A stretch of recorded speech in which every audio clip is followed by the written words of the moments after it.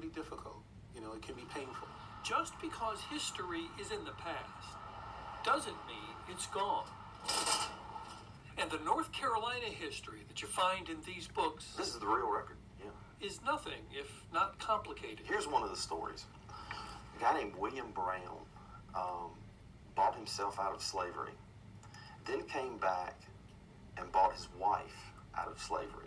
26 counties in this state are combing their property deeds for hidden history. Anytime there's a transfer of property, there's a record. Because when land was sold, often so were the people who worked it. It didn't really sink in until you saw the names and the transactions and the ink. Jeff Thigpen, I mean, you read that and it says of Christ. Is Guilford County's Register of Deeds. When you looked at these documents for the first time, what went through your mind?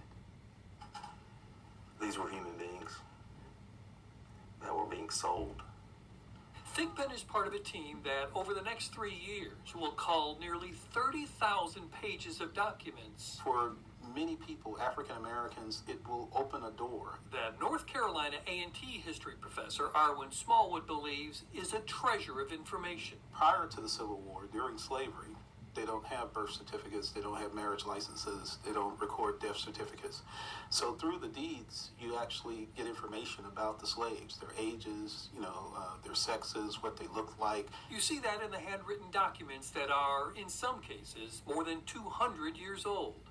But this is not just about history. It certainly has bearing on today, insofar as, trying to find your family and who you are. The purpose is to better understand where each of us came from. We all have a story, and that story can be told through these documents. That is what leads to healing. It will really open a door. And I think too often today, we have realities where people don't fully understand each other's experiences and their stories on any level.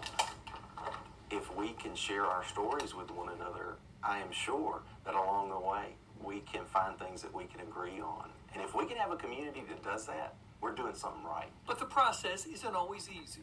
Not just documenting the deeds that include the sale of slaves, but a companion project that's cataloging ads demanding the return of runaways. For those doing this, it is life-altering. Working on the project changed my outlook on a lot of things in my life. I can't imagine someone reading some of the things I've seen and not having them affect them deeply. It's history in full. Bob Buckley, Fox 8 News.